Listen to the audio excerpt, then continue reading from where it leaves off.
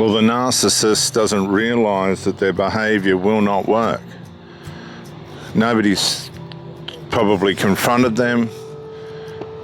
Usually their charm and charisma and the sex and influence that people want to get off them causes a resistance to objection. This then retards their... Come back, please. Hey.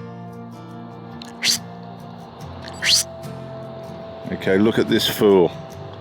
What's he doing down in there? Get up here. Get up here. Hup, hup. Come on. You'll cut yourself. Righto, let's go. Come on. Hup, hup. So we'll start warming him up. The fact that they get spoiled in their relationships, usually via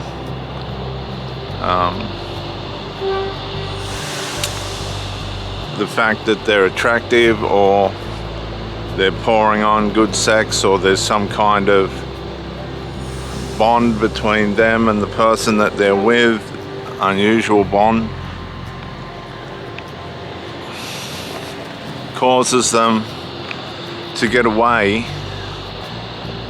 with confrontation, relationship confrontation, relationship checking. And this retards their growth, their relationship growth. They become blindsided because they've never been checked. They've never been told that there's things in their life that aren't going to work.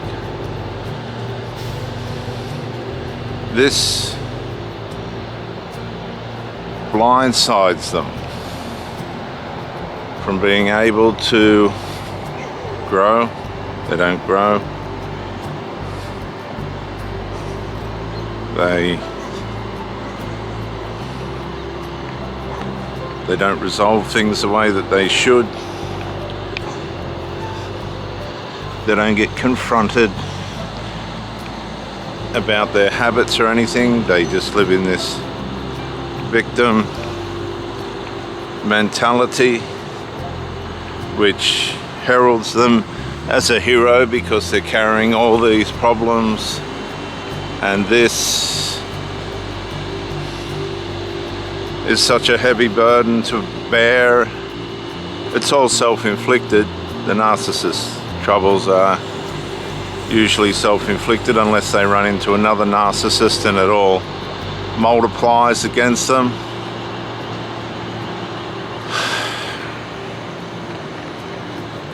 As I said in another video, they're no different to a dog chasing its tail. While you're trying to move forward, characteristically, hopefully, the narcissist is moving backward, going round in circles at the best. Same patterns of behavior, same problems, same issues. It's all the same, nothing changes. Get it? Come on, get it, Hank.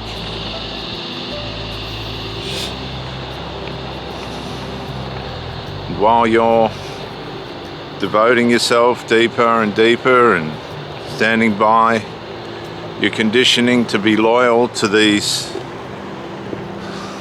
idle fools. And idleness in the Bible is one of the great sins. People don't realize this, but idleness, laziness, it's another way of terming it, is one of the great sins of the Bible. We're not designed to be idle. We're designed to continue to grow, continue to develop, continue to become better if we can. And there's people that are so much worse off than what we are, that try much harder than what we do.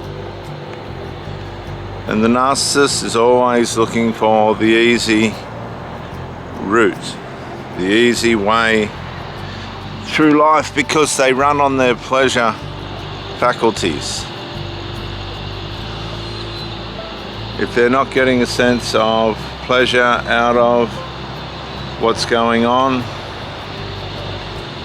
they're not, by way of their senses, going in the right direction. So everything has to be related to pleasure, or give them a sense of pleasure. This is called deceitful lust. The pleasure is actually their lust. They've got to fulfill their lust, the lusts of deceit. And if they don't have a sense that those lusts are being fulfilled, because this is how they guide their life. They're guiding their life according to their lusts of deceit. If their lusts of deceit are being fulfilled, which gives them a sense of pleasure, then they think they're on the right path. But there is no path. It's the road that leads to nowhere, because all they're doing is fulfilling their pleasure senses. There's no clear and concise direction in which they need to go in. And you'll notice a lot of their family members have either stolen what they've got from people that they've been married to, or they've got nothing. And what they did steal and get, they squandered. You'll find a lot of these people, when they break up from their partners of origin and run into somebody that does have standards and knows how to confront issues, you'll find, Hank, that a lot of these people won't last long with the new supply, because if the new supply starts to rise up and say, hang on a minute, you've got some really serious characteristic issues going on here that you did hide at the start, and now they're jumping out in front of me and they're aggravating me and I don't like it and you need to change it.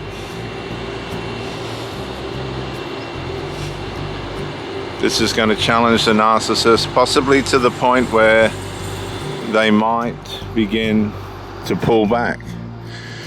They'll use these excuses to throw or feign a discard to measure how true your loyalty and devotion is to them.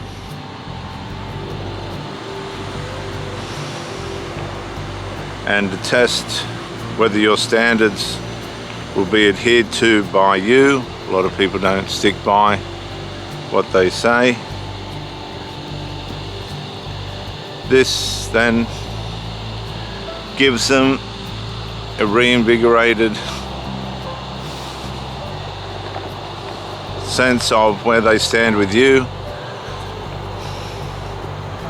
It reinvigorates their ego.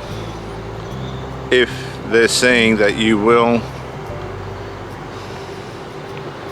not adhere to your own standards,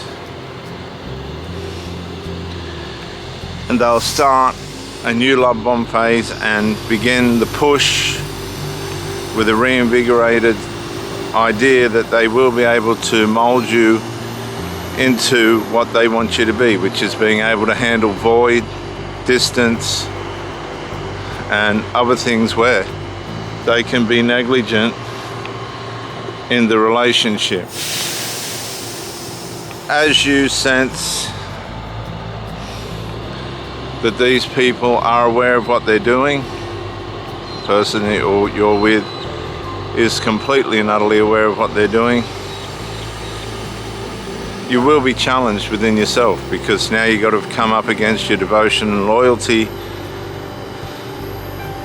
and face the reality that you're with someone that is unable to and never will be able to meet your needs. You get a sense that you've ended up with someone that's a dupe, and some people end up with these people for 10, 20, 30 years, and before they realize what's going on, their life has slipped through their fingers, and they didn't have the ability to understand that their faithfulness and loyalty had blinded them from the reality of the dysfunction that they were in.